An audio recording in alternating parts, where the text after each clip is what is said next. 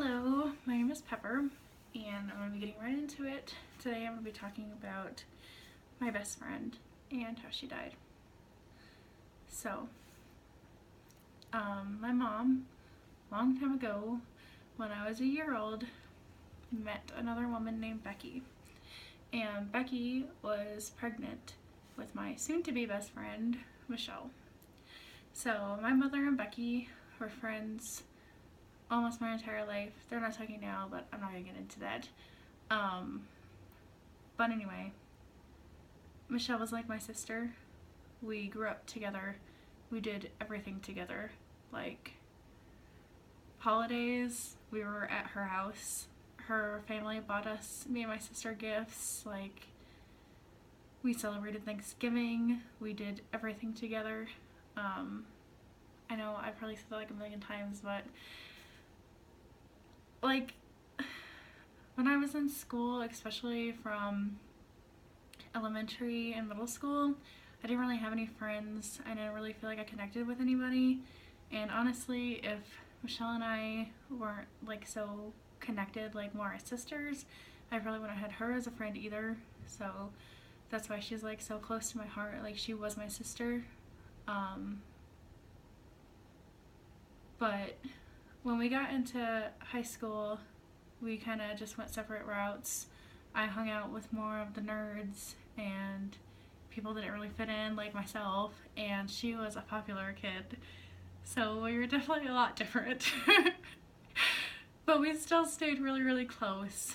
And when I was in high school, my final year of high school, I moved out of the state to live with my other parent. And so we kind of like grew apart that way, just normally, but we'd still talk and everything like that. And then 4 years ago, I was in the car driving to a meat packaging place because the person I was with, they had just killed an elk in this, I'm rambling right now, but anyway, we were going to the meat packing place, and I got a call from my dad, and the first thing he said was, "Are you sitting down?"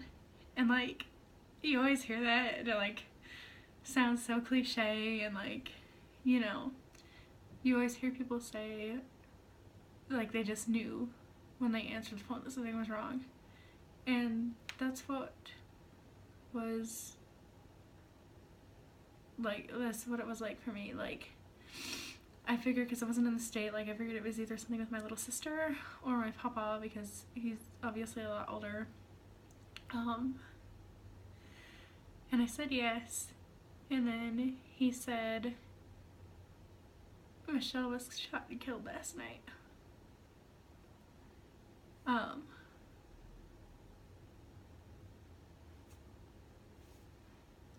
Sorry.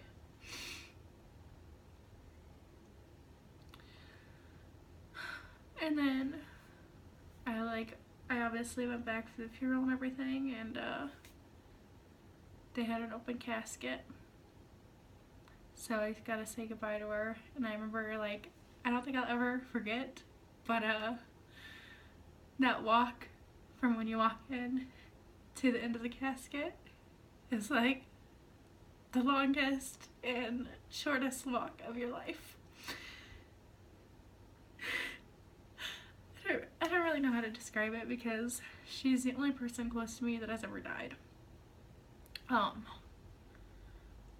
So what happened was her and her mom and her dad got into a fight that night, and she kind of stormed off. And so she went to a motel room with people that she didn't really know, and I guess she had quite a bit of cash on her for just a different reason. I don't know why she brought it, but they think what happened was that the people tried to jump her for the money, and something went wrong, and somebody had a gun, and there was a struggle, and it went off right on her temple. but nobody really knows for sure because the case got closed as a suicide, which definitely was not. Like, it was not a suicide. Like, she had bruises all over her face. Like, they look like, I think on one of her cheeks, it looked like somebody had hit her with a ring because, like, it was part collapsed.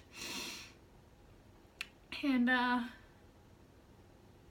it's just, like, it's hard knowing that she died, and then you have to be like, oh, well, the people are going to be brought to justice, and at least you'll have some kind of closure. But here, there was nothing of that. The detective was really rude to Becky and her family. I don't know. They're out there right now, and they're living their lives like she didn't mean anything. And that's really hard. But I don't like to think about that. Like, I don't like to think that she's gone. I tell everybody all the time, like, about her. Just because we had so many memories growing up. Like, we were on the same volleyball team a lot. We got into skateboarding, but we were really, really bad at it, so we would just go down hills on our butts. But we thought we were super cool.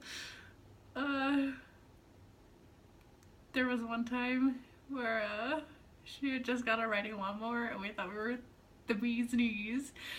So she would drive, and I would, like, ride on the back, and then she lived by this guy that I like's house, and so we're like, we're gonna drive past his house on this red lawnmower, like, thinking that we're all cool, and then we arrived by his house on the red lawnmower, and we seriously got stuck in a hole right in front of his house. It was so embarrassing.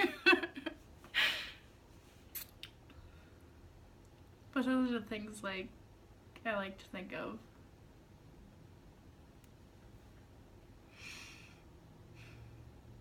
But anyway,